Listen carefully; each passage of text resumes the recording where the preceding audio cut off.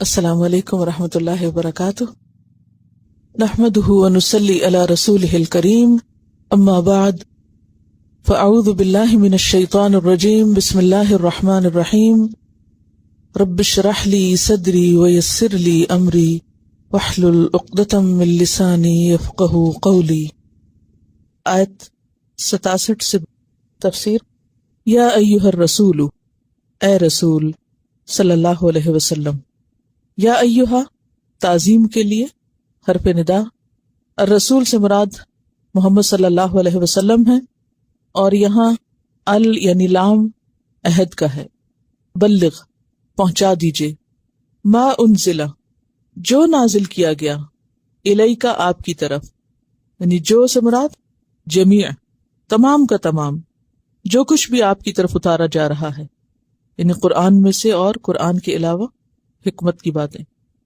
من ربک تیرے رب کی طرف سے، یعنی اللہ تعالیٰ نے آپ کو رسول بنایا اور آپ کی طرف کتاب نازل کی، آپ کو اپنے دین کے پیغام کے پہنچانے کے لیے چن لیا، لہٰذا آپ اپنے اس فریضے کو پوری طرح انجام دیجئے، اور خواہ آپ کی بات کسی کو پسند آئے یا نہ آئے، آپ اس کو پہنچا دیجئے۔ بلغ ما انزل الیک من ربک وان لم تفعل، اور اگر آپ نے نہ کیا کیا پہنچانے کا کام، فما بلغت رسالتہ تو آپ نے نہیں پہنچائی اس کی رسالت، نہیں پہنچایا اس کا پیغام، اس کی سے مراد اللہ کی۔ یعنی اگر آپ نے اس پیغام کا کچھ حصہ بھی نہ پہنچایا، بعض حصہ بھی یا تھوڑا حصہ بھی، تو گویا آپ نے اپنا کام نہیں کیا۔ تو اس سے کیا پتہ چلتا ہے کہ بعض کا انکار کل کا انکار بن جاتا ہے۔ یہ بالکل اسی طرح ہے جیسے اگر آپ کوئی خاص ڈگری کر رہے ہیں اور اس کی شرائط میں سے ہے سارے امتحان پاس کرنا، تو خواہ آپ کسی ایک پرچے میں 1 نمبر سے رہ رہے ہیں تو آپ کو ڈگری نہیں دی جاتی، یا کوئی ادھوری سی ڈگری دے دی جاتی ہے، نہیں دی جاتی، کیونکہ آپ نے کوالیفائی نہیں کیا۔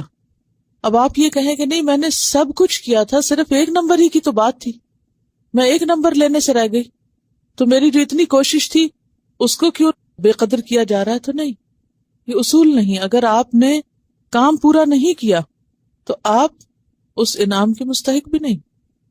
تو اللہ نے آپ کو اپنی رسالت کے لیے منتخب کیا کہ آپ اس کو دوسروں تک پہنچا دیں، اور اگر آپ نے اس کا کچھ حصہ بھی چھوڑ دیا، تھوڑا سا بھی چھوڑ دیا، سارا نہیں بتایا، تو گویا آپ نے اپنا کام نہیں کیا۔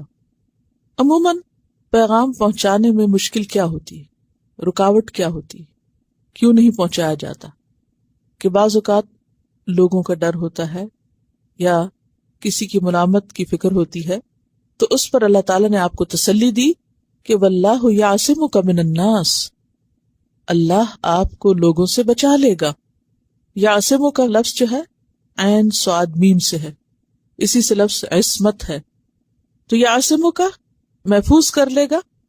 تو عصمہ کا مطلب ہوتا ہے کسی چیز کو اپنے پاس روک کر اپنی حفاظت میں لے کر اسے بچانا، یا اسے ایسی مشکل سے بچا لینا جس میں وہ پڑنے والا ہو، یعنی کسی چیز کو جو ضائع ہونے والی ہو اس کو اپنی حفاظت میں لے کر اسے نقصان سے بچا لینا، یہ ہے معنی عصمہ کا۔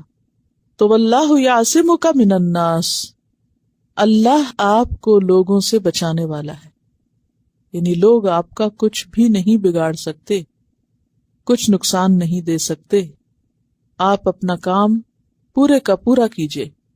ان اللہ لا یہدی القوم الکافرین، بے شک اللہ کافر قوم کو ہدایت نہیں دیتا، وہ اپنے کفر کی وجہ سے ہدایت نہ پا سکیں گے۔ یعنی آپ اپنا کام کیجئے، اگر کوئی نہیں مانتا تو وہ اس کے ذمہ ہے، اور اس کی وجہ یہ ہے کہ اللہ نے اس کو ہدایت دینے کا ارادہ ہی نہیں کیا۔ اور اللہ کس کو ہدایت نہیں دیتا؟ جس کے لیے وہ یہ سمجھتا ہے کہ اسے ہدایت نہیں دی جانی چاہیے۔ تو ان لوگوں کے اندر چونکہ انکار تھا، اور انکار کی وجوہات آپ پیچھے پڑ چکے ہیں کہ بعض اوقات ضد ہوتی ہے، تکبر ہوتا ہے، تو اللہ کو ان کے دلوں کا حال معلوم ہے کہ ان کے دلوں میں ضد اور تکبر ہے، حسد ہے، جس کی وجہ سے یہ بات نہیں مانیں گے۔ لہذا اللہ نے آپ کے پہنچانے کے باوجود ان کو ہدایت نہیں دی اور دے گا بھی نہیں۔ تو اس آیت سے یہ بات سامنے آتی ہے کہ نبی صلی اللہ علیہ وسلم نے پورے کا پورا دین لوگوں تک پہنچا دیا، کچھ بھی آپ نے باقی نہیں چھوڑا۔ حضرت عائشہ رضی اللہ تعالیٰ عنہ کہتی ہیں کہ اگر آپ کچھ چھپاتے تو اس آیت کو چھپاتے جس میں آتا ہے وَتُخْفِي فِي نَفْسِكَ مَا اللَّهُ مُبْدِيهِ، آپ اپنے دل میں وہ بات چھپا رہے تھے جسے اللہ ظاہر کرنا چاہ رہا تھا۔ وَتَخْشَى النَّاسَ، اور آپ لوگوں سے ڈر رہے تھے، وَاللَّهُ أَحَقُّ أَن تَخْشَاهُ، اور اللہ تعالیٰ اس کا زیادہ حقدار ہے کہ تم اس سے ڈرو۔ یہ سورۃ الاحزاب کی آیت نمبر 37 ہے، جس میں حضرت زید کے حضرت زینب کو طلاق دینے کا اور پھر آپ کو ایک طرح سے نکاح کا جو حکم تھا اس کی طرف اشارہ ہے، کیونکہ آپ کو معلوم تھا کہ اگر زید نے طلاق دے دی تو پھر آپ کو زینب سے نکاح کرنا ہوگا، اور اس معاشرے کی رسم و رواج کے مطابق یہ بہت ناپسندیدہ بات تھی۔ تو اس حکم پر عمل اور اس پیغام کو آگے پہنچانا آپ کے لیے ایک بہت مشکل کام تھا، لیکن آپ نے اس کو بھی پہنچا دیا۔ تو آپ دیکھیں کہ یہ بھی قرآن کی صداقت کی ایک دلیل ہے کہ ایسی آیات بھی اس میں موجود ہیں جس میں خود نبی صلی اللہ علیہ وسلم کو بعض معاملات پر ایسے الفاظ استعمال کیے گئے، مثلا عبس و تولی، اسی طرح سورۃ الاحزاب کی یہ آیت، اسی طرح کچھ اور مقامات پر ایسی آیات ہیں کہ جو ایک طرح سے آپ کے موافق نہیں جاتی۔ تو اگر یہ آپ کا اپنا کلام ہوتا تو یہ آیات قرآن میں نہ ہوتی۔ تو بعض اوقات ایسی چیزیں جو بظاہر انسان کو ناپسند ہوتی ہیں، ان کے اندر بھی اللہ تعالیٰ انسان کے لیے بھلائی رکھ دیتا ہے۔ وَعَسَىٰ أَن تَكْرَهُوا شَيْئًا وَيَجْعَلَ اللَّهُ فِيهِ خَيْرًا كَثِيرًا، ہو سکتا ہے کہ تم ایک چیز ناپسند کرو اور اللہ تعالیٰ اسی میں تمہارے لیے بہت بڑی بھلائی رکھ دے۔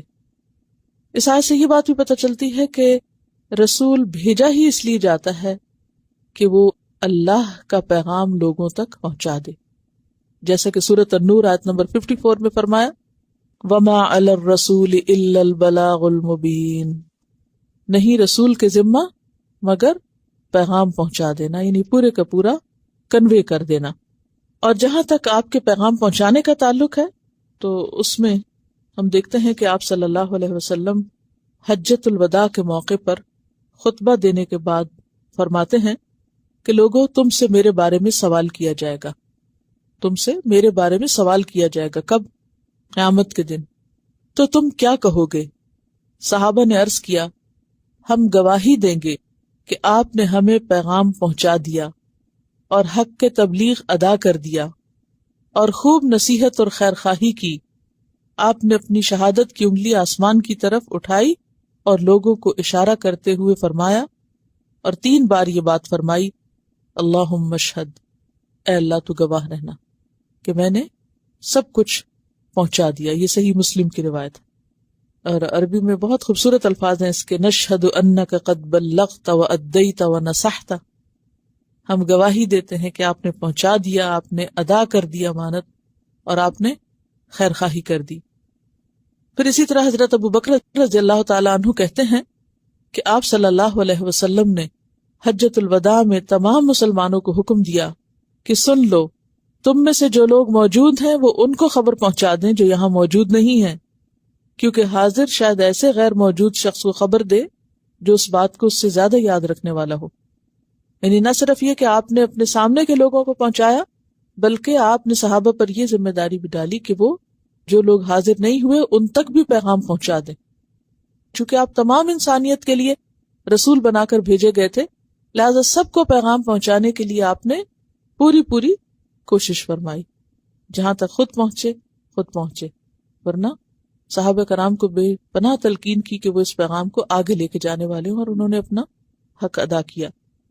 پھر اسی طرح حضرت عائشہ ایک اور روایت میں فرماتی ہیں کہ ایک دفعہ نماز کسوف کے بعد آپ نے لوگوں کو خطبہ دیا، حمد و ثنا کے بعد فرمایا یہ سورج اور چاند اللہ کی نشانیاں ہیں، انہیں نہ کسی کی موت کی وجہ سے گرہن لگتا ہے نہ کسی کی پیدائش کی وجہ سے۔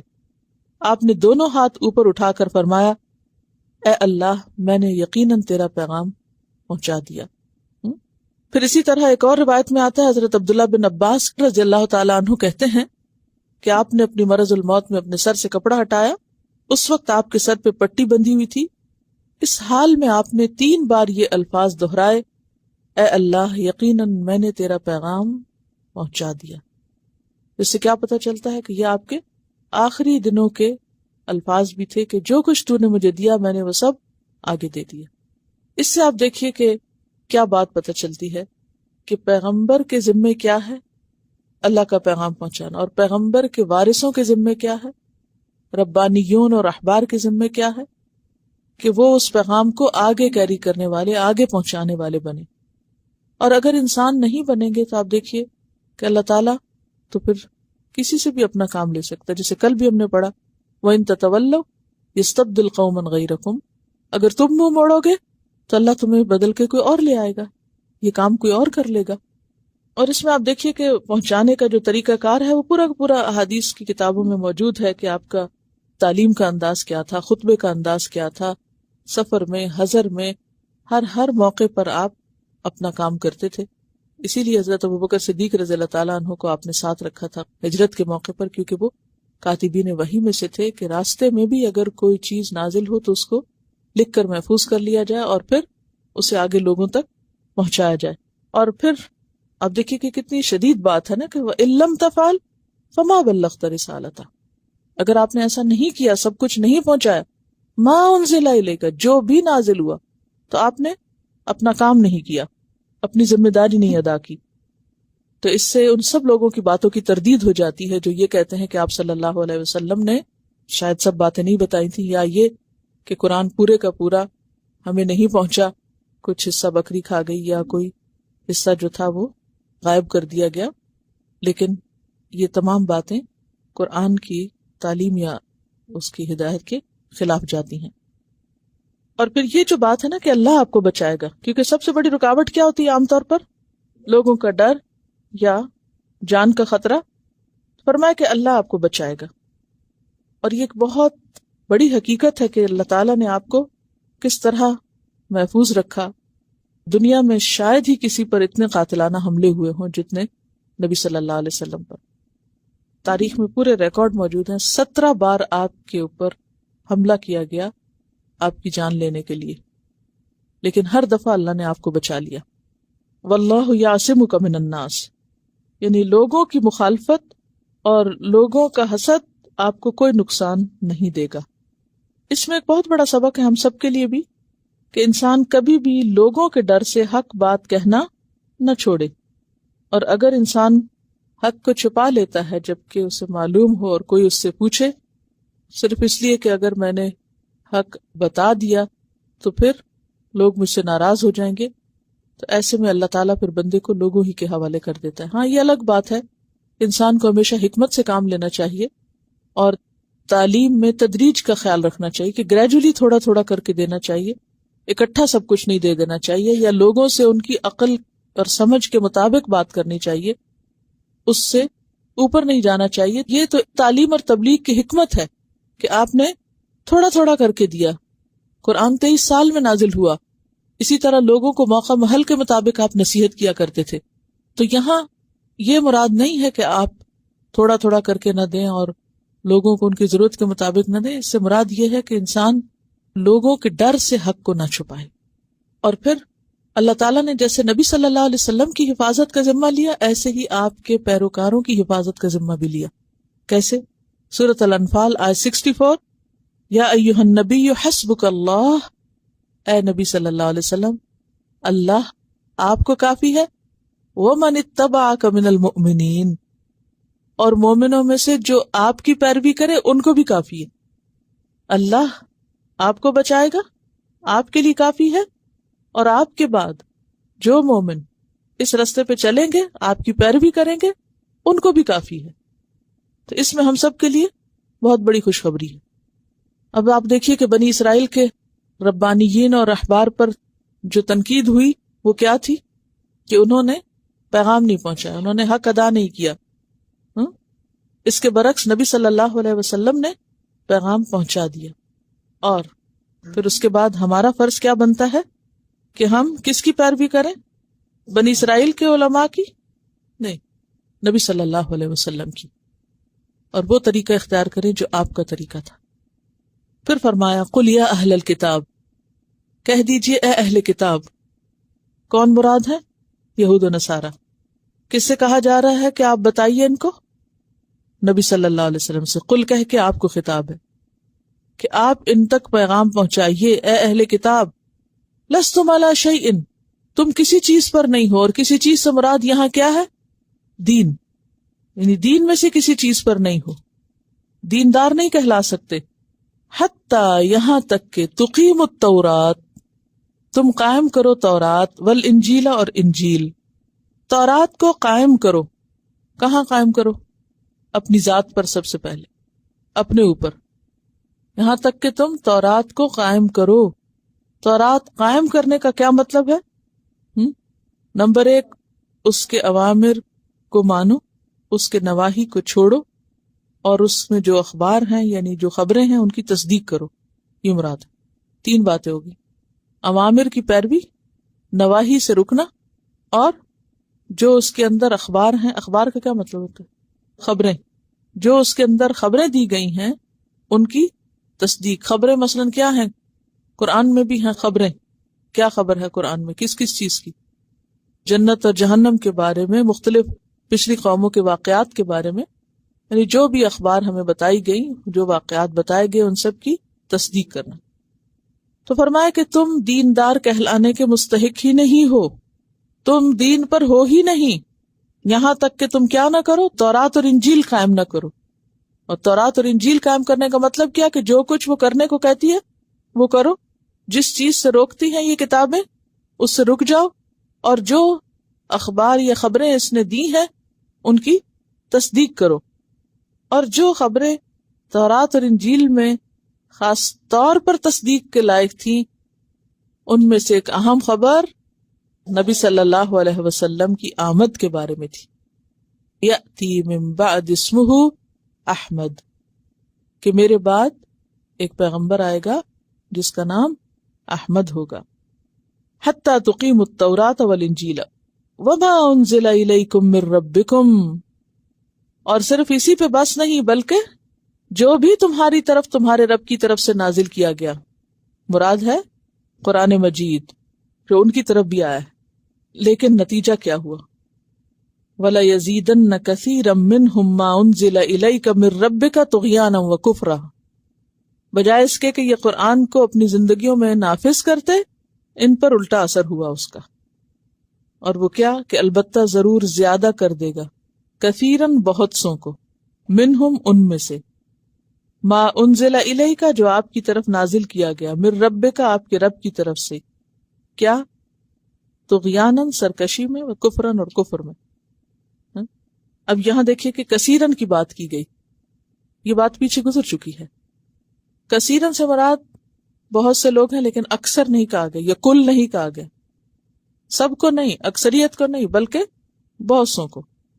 کیونکہ ان کے بعض تو ایسے تھے کہ جب قرآن ان کے سامنے پڑھا گیا، جیسے آگے آپ انشاءاللہ پڑھیں گے کہ وَإِذَا سَمِعُوا إِلَىٰ مَا أُنزِلَ إِلَى الرَّسُولِ تَرَىٰ أَعْيُنَهُمْ تَفِيضُ مِنَ الدَّمْعِ مِمَّا عَرَفُوا مِنَ الْحَقِّ. 7واں پارہ جہاں سے شروع ہوتا ہے نا، تو اس میں آتا ہے وَإِذَا سَمِعُوا مَا أُنزِلَ إِلَى الرَّسُولِ، جب وہ سنتے ہیں جو رسول کی طرف نازل کیا گیا، یعنی قرآن، اشارہ ہے نجاشی اور اس کے ساتھیوں کی طرف. تَرَىٰ أَعْيُنَهُمْ تَفِيضُ مِنَ الدَّمْعِ، تم دیکھتے ہو کہ ان کی آنکھیں آنسوں سے چھلک رہی ہوتی ہیں. مِمَّا عَرَفُوا مِنَ الْحَقِّ، اس وجہ سے کہ انہوں نے پہچان لیا حق کو. تو بعض تو ان کے ایسے ہیں کہ جو قرآن پڑھتے جاتے ہیں، سنتے جاتے ہیں، تو وہ فوراً حق کو قبول کر لیتے ہیں، وہ انکار نہیں کرتے. ان کی طغیانی اور سرکشی نہیں بڑھتی بلکہ ان کا ایمان بڑھتا ہے، وہ حق کو پہچان لیتے ہیں. اور بعض ایسے ہیں کہ جن کا نہ ایمان بڑھتا نہ گھٹتا ہے، وہ بس پڑھ لیتے ہیں جیسے کوئی بھی کتاب پڑھی جاتی ہے. اور بعض ایسے ہیں کہ جن کو قرآن پڑھ کر فائدے کی بجائے الٹا نقصان ہوتا ہے، ان کی طغیانی اور سرکشی اور فساد اور بڑھ جاتا ہے. فلا تأس، تو نہ تم افسوس کرو. یہ نبی صلی اللہ علیہ وسلم کو تسلی دی جا رہی کہ آپ بالکل غم نہ کریں، افسوس نہ کریں. کس پر؟ علی القوم الکافرین، کافر قوم پر. پیچھے آیا تھا نا کہ ایسے کافر لوگوں کو اللہ ہدایت نہیں دیتا. تو یہاں یہ ہے کہ آپ ان پر غم نہ کریں کیونکہ اللہ نے ان کے لیے ہدایت نہیں لکھی. اور کیوں نہیں دیتا اللہ ان کو؟ کیونکہ وہ جانتا ہے کہ یہ ماننا ہی نہیں چاہتے. کیا اہم بات پتہ چلتی ہے اس آیت سے؟ کیا سیکھا آپ نے؟ اس سے اہم ترین بات جو ہم سب کے لیے ہے سبق، وہ یہ کہ کسی انسان کی اللہ کی نظر میں کوئی ویلیو نہیں، کوئی حقیقت نہیں جب تک کہ وہ اللہ کی لائی ہوئی کتاب پر عمل نہ کرتا ہو. لستم علی شیء، تم کسی چیز پر نہیں، تمہاری کوئی ویلیو نہیں، تم دیندار کہلانے کے مستحق نہیں. یعنی کوئی شخص اس وقت تک دیندار کہلا ہی نہیں سکتا. یعنی کوئی شخص صرف قرآن پڑھنے سے دیندار بن جاتا ہے، وہ فلاں بڑا ریلیجس ہے، مذہبی کیونکہ وہ قرآن پڑھتا ہے. نہیں، جب تک وہ قرآن پر عمل نہیں کرتا. محض پڑھنا کافی نہیں. اسی طرح کوئی بھی چیز، آپ بھلے اللہ کی تعریفیں دن رات کریں بیٹھ کے، لیکن اگر اللہ کی کوئی بات نہیں مانتے تو محض زبان سے باتیں کرنا کافی نہیں ہوتا. اسی طرح اگر آپ نبی صلی اللہ علیہ وسلم کی شان میں نعتیں پڑھ پڑھ کے خوب روئیں لیکن ایک سنت پر عمل نہ کریں، کھانا کھائیں تو بائیں ہاتھ سے، پانی پیئیں تو کھڑے ہو کر، چلتے پھرتے، تو آپ کس قسم کی محبت کے دعوے کر رہے ہیں کہ آپ چھوٹی چھوٹی سنت پر بھی عمل نہیں کر سکتے. تو اسی طرح ایک انسان یعنی جس کی کوئی نیت اور ارادہ نہیں، اسے دلچسپی نہیں، اور ویسے وہ حضور صلی اللہ علیہ وسلم کی محبت میں روتا بھی ہے، تو یہ رونا کس چیز کا رونا ہے؟ یہ تو محض جذبات ہیں. کیونکہ نبی صلی اللہ علیہ وسلم کی محبت عام انسانوں کی طرح جذباتی محبت نہیں ہوتی، بلکہ وہ اصولی محبت ہے. ان کنتم تحبون اللہ فاتبعونی، اگر تمہیں اللہ سے محبت ہے تو میرا اتباع کرو، میری پیروی کرو، پھر پتہ چلے گا تم اللہ کی محبت میں کتنے سچے ہو اور میری محبت میں کتنے سچے ہو. تو یہاں پر صاف طور پر بتا دیا گیا کہ تمہاری کوئی سے نہیں، کوئی ویلیو نہیں، کوئی دین نہیں، کوئی طریقہ نہیں، کوئی حقیقت نہیں، کوئی عزت نہیں، کچھ بھی نہیں. شیء نکرہ ہے، کچھ ہے ہی نہیں، تم کچھ ہو ہی نہیں جب تک کہ یہ کام نہ کرو. شرط لگا دی گئی، حتی تقیموا التوراۃ والانجیل وما انزل الیکم من ربکم، جب تک تمہاری زندگی میں عملی طور پر قرآن نہیں. صرف پچھلی کتابیں بھی اہل کتاب کے لیے کافی نہیں. یعنی اگر آج کوئی اہل کتاب میں سے اگر کوئی یہودی تو کہے میں تورات کے اوپر پورا عمل کرتا ہوں، یا نصرانی کہے کہ میں انجیل پہ پورا عمل کرتا ہوں، تو یہ بھی کافی نہیں، کیونکہ بعض کا انکار کل کا انکار ہے. جب تک کے ساتھ یہ نہ ہو وما انزل الیکم من ربکم، تمہارے رب نے قرآن کی شکل میں، سنت رسول صلی اللہ علیہ وسلم کی شکل میں جو کچھ تمہارے پاس بھیجا ہے، جب تک تم اس کی پیروی نہ کرو. یعنی گویا دین محض فلسفے بگاڑنے کا نام نہیں ہوتا، دین محض باتیں کرنے کا نام نہیں ہوتا، محض خوبصورت تقریریں کرنے کا نام دین نہیں ہوتا، بلکہ دین کیا ہے؟ عمل کا نام ہے کہ کر کے بھی دکھاؤ جس کو پسند کرتے ہو. تو دین جاننے والوں کی پھر 3 قسمیں ہو جاتی ہیں. ایک وہ کہ جن کا ایمان بڑھتا ہے، وہ عمل میں آگے چلتے ہیں، ان میں تبدیلی آتی، پازیٹیو چینج آتا ہے. فَأَمَّا الَّذِينَ آمَنُوا زَادَتْهُمْ ایمانا، ان کا ایمان اور بڑھتا ہے. اور یاد رکھیے جتنا جتنا ایمان بڑھتا ہے اتنا عمل بڑھ جاتا ہے. یہ ہو نہیں سکتا کہ کسی کا ایمان بڑھے اور اس کا عمل پیچھے ہو. یہ 2 اپوزٹ چیزیں ہیں. عمل میں اضافہ کب ہوتا ہے؟ ایمان میں اضافہ کے ساتھ. اور عمل میں کمی کب ہوتی ہے؟ ایمان میں کمزوری کے ساتھ. ایمان کمزور ہوتا ہے تو عمل بھی کمزور ہو جاتا ہے، عمل میں بھی پیچھے ہو جاتا ہے انسان. تو کچھ لوگ ایسے ہوتے ہیں کہ جن کا ایمان بڑھ جاتا ہے، فَأَمَّا الَّذِينَ آمَنُوا فَزَادَتْهُمْ ایمانا. اور کچھ لوگ ایسے ہوتے ہیں کہ ان کی نجاست میں اور اضافہ ہوتا ہے، ان کی خباثت نفس میں اور اضافہ ہوتا ہے. فَزَادَتْهُمْ رِجْسًا إِلَىٰ رِجْسِهِمْ، یہی قرآن ان کے اوپر دوسری طرح اثر کرتا ہے. وہ جو ان کے ذہن میں پہلے خناس بھرا ہوا ہوتا ہے، وہ قرآن کے اندر سے ویسی باتیں چن کے اپنے غلط عقیدے کو اور زیادہ تقویت دے دیتے ہیں، وہ باتوں کو الٹے رنگ میں لے لیتے ہیں. اور کچھ لوگ ایسے ہوتے ہیں نہ ان کا بڑھتا ہے نہ گھٹتا ہے، وہ اس کو محض ایک عام کتاب کی طرح پڑھتے رہتے ہیں اور جہاں ہوتے ہیں وہیں کھڑے رہتے ہیں. کوئی ترقی نہیں ہوتی ایمان میں، دین میں. تو ہم اپنے آپ کو دیکھیں کہ قرآن ہمارے اوپر کس طرح اثر انداز ہو رہا ہے. ایمان میں اضافے کا سبب بن رہا ہے یا پھر سرکشی میں اضافے کا سبب. اور پھر ایک اہم ہدایت کہ فلا تأسوا علی القوم الکافرین. آپ کا کام ہے آپ بتا دیں، سمجھا دیں. نہ کوئی مانے تو کیا کرے، ان کو ان کے حال پہ چھوڑ دے، کیونکہ انہیں میرے پاس واپس آنا ہے. ان الینا ایابہم ثم ان علینا حسابہم. ان کی واپسی بھی ہماری طرف، ان کا حساب بھی ہمارے ذمہ. تو اس سے یہ پتہ چلتا ہے کہ جو امر بالمعروف اور نہی عن المنکر کرے، لوگوں کو بتائے، اس کا کام محض بتانا ہے، کسی سے زبردستی کرانا نہیں.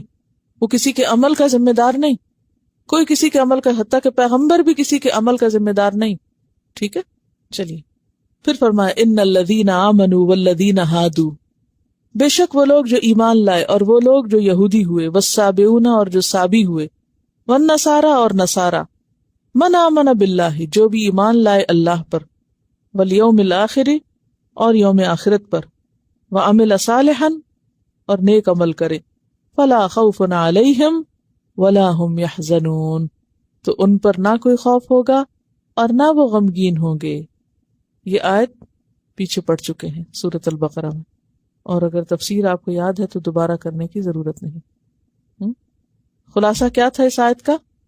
کہ انسان کی نجات کا انحصار کسی خاص گروہ میں سے ہونے پر نہیں، بلکہ نجات کے لیے دو چیزیں شرط ہیں.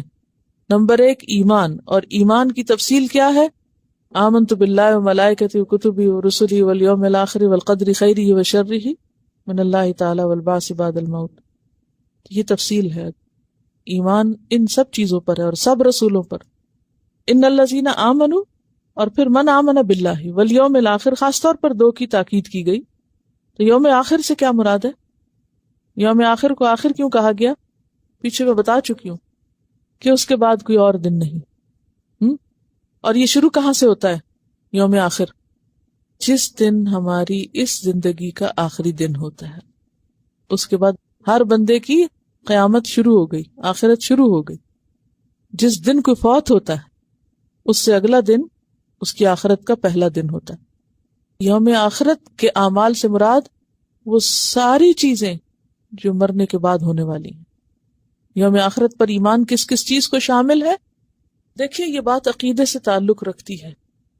کہیں ایسا نہ ہو کہ ہم کہیں ہم تو ایمان رکھتے ہیں اور اس کے بعد کہیں نہیں جی اچھا ہم قبر کے عذاب کو تو مانتے ہی نہیں، یا ہم فلاں چیز کو نہیں مانتے، اس کو نہیں مانتے، اس کو نہیں مانتے. نہیں، آخرت پر ایمان میں شامل ہے وہ سب کچھ جو انسان کی موت سے شروع ہو جاتا ہے.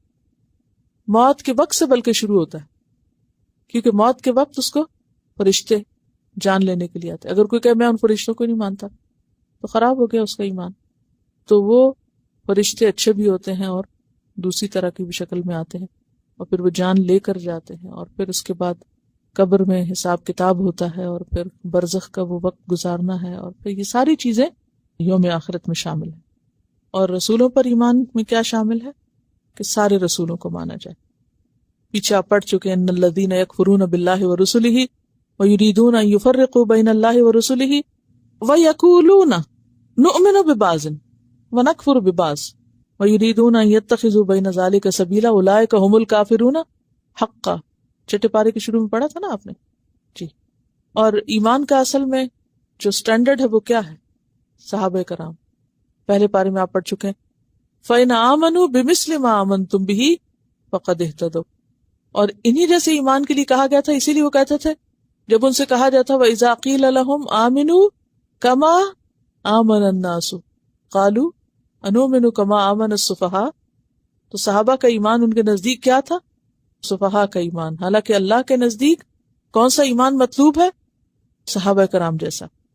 اور پھر عمل صالح کی کیا شرائط ہے؟ 2 شرائط بتائی تھی میں نے آپ کو. کیا کیا؟ اخلاص اور اتباع سنت. 2 چیزیں شرط ہیں، لازمی شرط. ایک اخلاص ہو کہ کام صرف اللہ کے لیے ہو، اور دوسرا سنت کے مطابق ہو، بدعت نہ ہو. اچھا بتائیے کہ اخلاص سے کیا مراد ہے؟ خالص نیت کے ساتھ.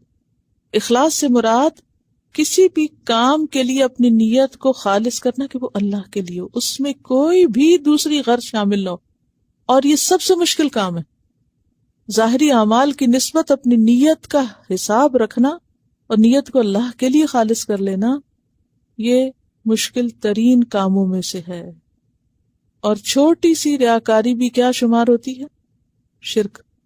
آپ صلی اللہ علیہ وسلم شرک سے بچنے کے لیے دعا کیا کرتے تھے کہ اللہم انی اعوذ بک ان اشرک بک شیئا وانا اعلم، کہ یا رب میں اس شرک سے بھی تیری پناہ مانگتا ہوں جسے میں جانتا ہوں، اور اس سے بھی جسے میں جانتا ہی نہیں کہ وہ میں کر بیٹھا یا کر چکا ہوں یا کر رہا ہوں. ہمیں بعض اوقات اپنی غلطی خود بھی نہیں پتہ ہوتی، ہم اتنے جاہل ہوتے ہیں کیونکہ ہم اپنا حساب لینا ہی نہیں چاہتے نا. اپنے ساتھ تو سب سے زیادہ رعایت برتتے ہیں، کسی کو بھی نہیں لینے دیتے، خود بھی نہیں لیتے. اور یہ چیز سب سے زیادہ ہمارے لیے نقصان دہ ہے نا، سب سے زیادہ خطرناک چیز ہے. کیونکہ ایک بیمار انسان بیماری کو مانے ہی نہ، وہ اس کو تسلیم ہی نہ کرے کہ میں بیمار ہوں، تو اس کو صحت کہاں سے ہو سکتی ہے، اس کا علاج کہاں سے ہو سکتا ہے؟ اگر کسی ڈاکٹر بھی کہے تو کہے نہیں، ڈاکٹر جھوٹ بولتے ہیں. سب کئی لوگ کرتے ہیں نا ایسے، خود بھی نہیں مانیں گے، ڈاکٹر کو بھی جھٹلائیں گے. کوئی اور آس پاس کا بھی کہے کہ تم بیمار لگتے تو کہے نہیں، تم غلط کہتے. یعنی بعض لوگ بڑی سے بڑی بیماری میں مبتلا ہو جاتے ہیں لیکن ان کی ذہنیت ایسی ہوتی ہے کہ وہ تسلیم ہی نہیں کرتے، اس کو ایکسپٹ نہیں کرتے، کیونکہ چینج ایکسپٹ کرنا چاہے وہ بیماری کی چینج ہو مشکل ہوتا ہے. بہرحال تو دکھاوا یا نیت کی خرابی ایک ایسی چیز ہے کہ انسان کے بڑے بڑے عمل ضائع کر دیتی ہے. اس لیے بہت چوکنا ہونے کی ضرورت ہے. بعض اوقات ہم ایک کام اللہ کے لیے شروع کرتے ہیں اور پھر ہماری نیت خراب ہو جاتی ہے، اس میں کچھ اور مفادات بھی شامل ہونے لگتے ہیں. کیونکہ شیطان کا اصل کام کیا ہے؟ کیا چاہتا ہے شیطان؟ پہلی بات ہے کہ ہم کچھ کریں ہی نہ. جب وہ دیکھتا باز آنے والے نہیں، یہ تو کچھ کریں گے، تو پھر اس کی ایک دوسری چال شروع ہو جاتی ہے. پھر وہ کیا کرتا ہے کہ اب ان کے کیے کو ضائع کرایا جائے. اور جیسے وہ کتاب ایک ہے تلبیس ابلیس، تلبیس ابلیس میں وہ شیطان کی چالوں کا ذکر کرتے ہیں. وہ کہتے ہیں کہ بعض اوقات شیطان انسان کو کئی نیکی کے کاموں میں مدد دیتا ہے تاکہ وہ خوب محنت کرے، اور پھر اس کے بعد ایک ایسا کام اس سے کرائے کہ جس سے وہ محنت بھی ضائع ہو. کیونکہ شیطان کھلا دشمن ہے. تو دشمن ہمیشہ کیا چاہتا ہے کہ دوسرے کو نقصان پہنچے، تو اس کو نیک لوگوں سے اور زیادہ دشمنی ہوتی ہے. ہر ایک سے ویسے تو دشمنی، لیکن نیکی کے رستے پہ چلنے والوں سے زیادہ دشمنی. ان کو وہ بڑا دشمن سمجھتا ہے، لہذا ان کو وہ بڑا نقصان پہنچانا چاہتا ہے، وہ ان کو اوپر اٹھاتا رہتا ہے، پھر وہ دے مارتا ہے. اس لیے بہت محتاط ہونے کی ضرورت ہے. تقوی اسی لیے ضروری ہے کہ ہمیشہ انسان چوکنا رہے کہ کہیں کسی بھی نیک کام میں کوئی ایسی چیز شریک نہ ہو جائے جو یا تو خلاف سنت ہو یا پھر نیت کی خرابی کا سبب ہو. جب اللہ کی رضا ہو جاتی ہے نا تو اسی میں آخرت کی طلب بھی آ جاتی ہے. ٹھیک ہے، بیسک کوالٹیز جو ہیں وہ دو ہی ہیں، اللہ کی رضا اور سنت کی مطابقت.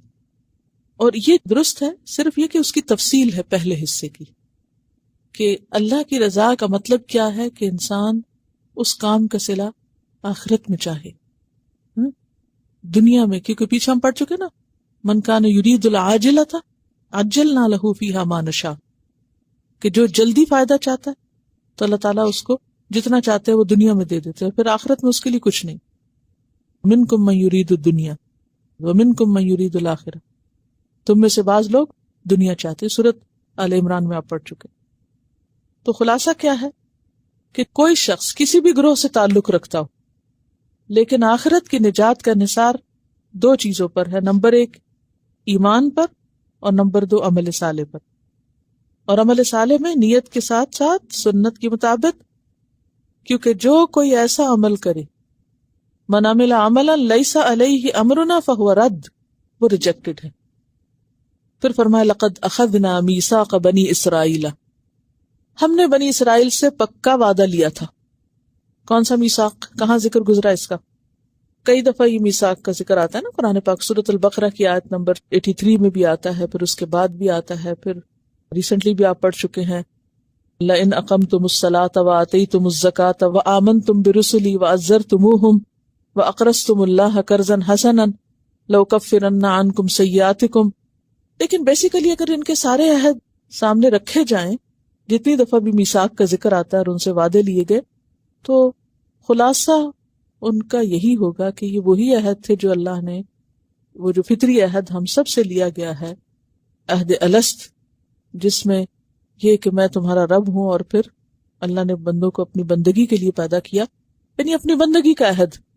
ٹھیک ہے، تو میثاق سے مراد بندگی کا عہد، یعنی میثاق کا خلاصہ اگر آپ کہیں کہ جس پر اللہ نے مخلوق کو پیدا کیا نا، تو ہم نے بنی اسرائیل سے عہد لیا. ہم نے سے مراد کیا؟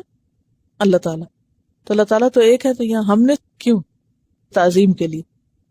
وَأَرْسَلْنَا إِلَيْهِمْ رُسُلًا، اور ہم نے ان کی طرف کئی رسول بھیجے.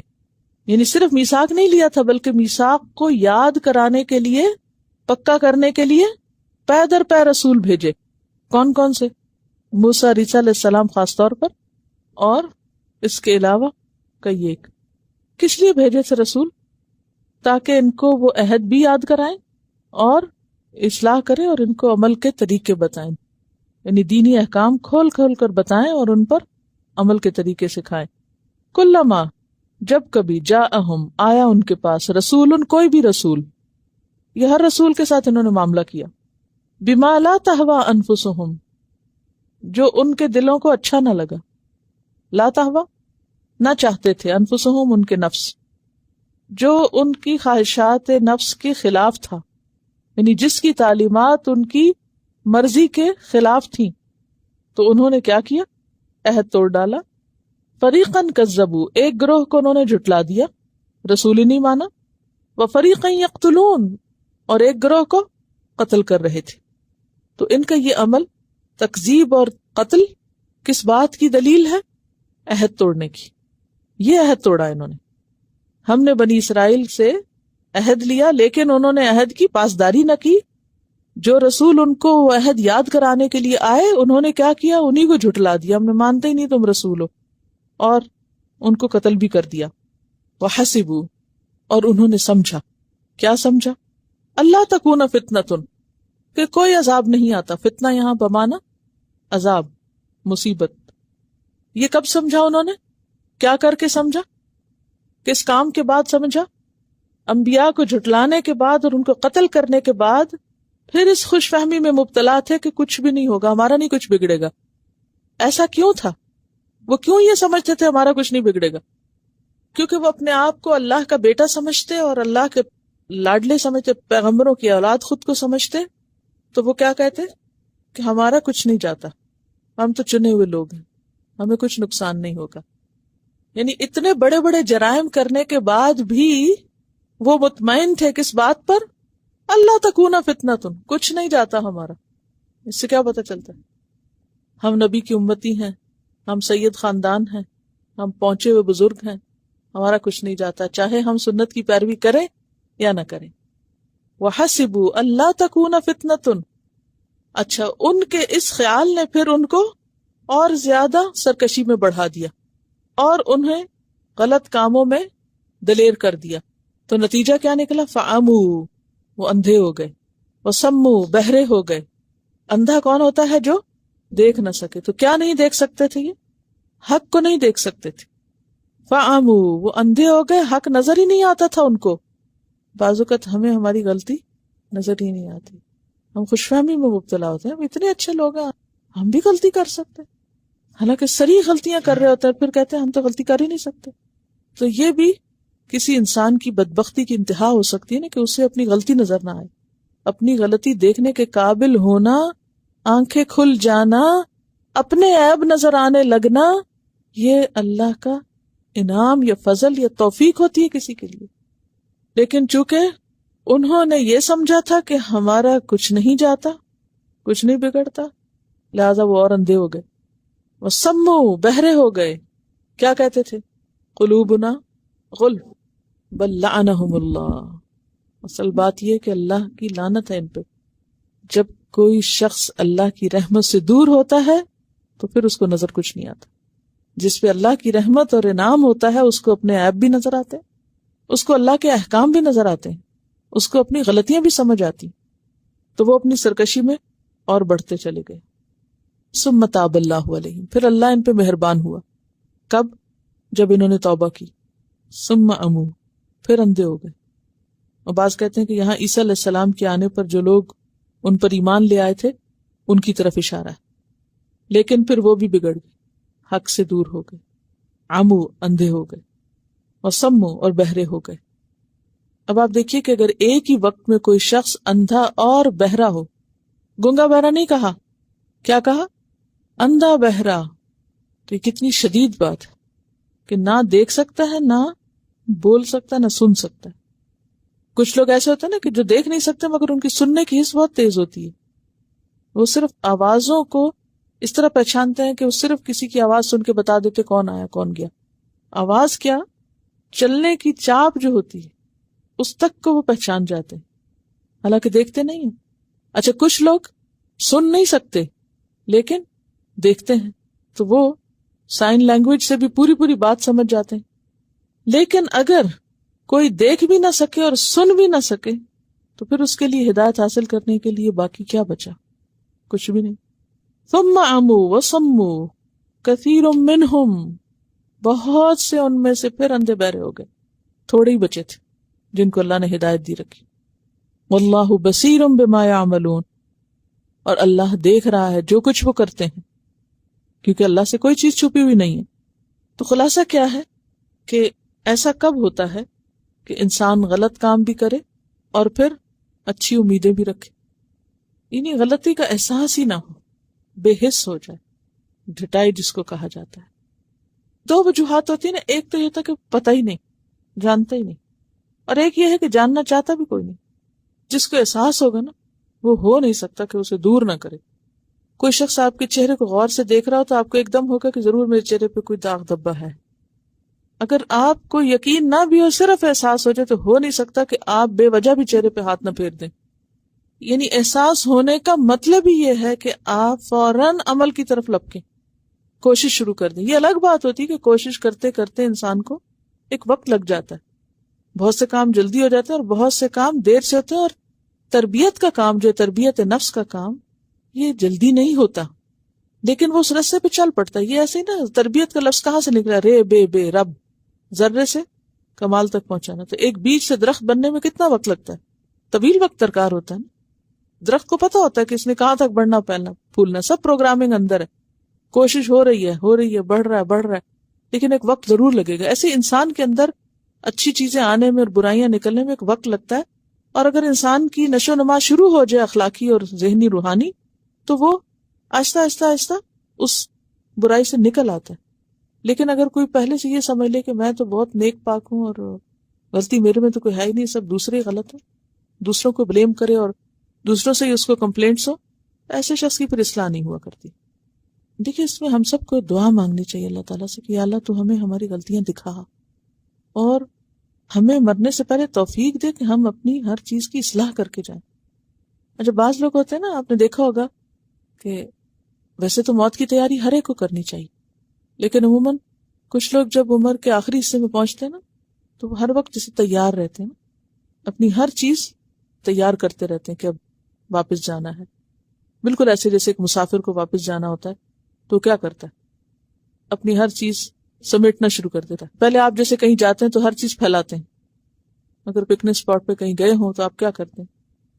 کسی ہوٹل میں اترتے ہیں کسی جگہ پر تو جا کے کیا کرتے ہیں؟ ان پیک کرتے ہیں، پھیلا دیتے ہیں، ہر چیز ادھر ادھر بکھیر دیتے ہیں۔ پھر جس دن جانا ہوتا ہے تو آپ اس سے ایک رات پہلے ہی کیا شروع کر دیتے؟ سمیٹنا شروع، پیکنگ شروع کر دیتے ہیں کہ اچھا چلنا ہے، ہمیں جانا ہے اپنا، یہ بھی ڈھونڈ رہے ہیں، وہ بھی رکھ رہے ہیں، وہ بھی رکھ رہے ہیں۔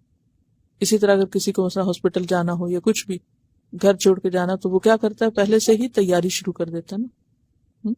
تو کچھ لوگ ایسے ہوتے ہیں کہ ان کو یہ بھولا ہوا ہوتا ہے کہ انہوں نے دنیا سے بھی کبھی جانا ہے، تو وہ واپسی کی تیاری نہیں کرتے، فکر نہیں کرتے، ان کو کوئی کام نظر ہی نہیں آتا پھر کرنے کا، اور فکر ہی نہیں ہوتی، احساس ہی نہیں ہوتی۔ تو یہ احساس کا ہونا بہت ضروری ہے کہ یار اب ہمیں جانا تو ہے، اصلاح کر کے ہر چیز ٹھیک کر کے جائیں۔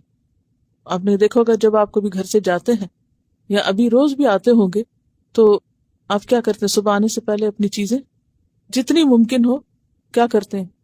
بکھیر کے یا سمیٹ کے آتے ہیں؟ کیوں؟ تاکہ واپس آئیں تو گھر صاف ملے، ساتھ ساتھ سمیٹتے چلے جاتے ہیں۔ میں اکثر ایسے کرتی ہوں، ایک کتاب اٹھاتی ہوں، پڑھتی ہوں، رکھتی ہوں، کبھی بہت زیادہ کام ہوتا ہے تو پھر پائل اپ ہو جاتی ہیں تو جاتے ہی پہلا کام کرتی ہوں کہ واپس رکھتی ہوں، ورنہ کوشش یہی ہوتی ہے کہ آنے سے پہلے جہاں سے اٹھائی ہیں کتابیں وہاں واپس لوٹ جائیں، تاکہ واپس آؤں تو یہ وقت بچ جائے. چلتے پھرتے ایک کام دوسرا تیسرا. تو انسان جس کو پتا ہو کہ مجھے یہاں سے جانا ہے اور پھر ایک بہت لمبا سفر ہے میرا آخرت کا، کیسے ہو سکتا ہے کہ وہ غافل جیے اور وہ اہم ترین کام چھوڑ دے؟ کیونکہ جب سفر ہوتا ہے تو اس وقت ہم پیکنگ پر زیادہ توجہ دیتے ہیں گھر کی صفائی کی نسبت. بہتر یہ ہوتا ہے دونوں ہی کام کیے جائیں، لیکن اگر دو نہ کر سکے تو کیا کریں گے؟ پہلے پیکنگ کریں گے. وآخر دعوانا ان الحمد للہ رب العالمین.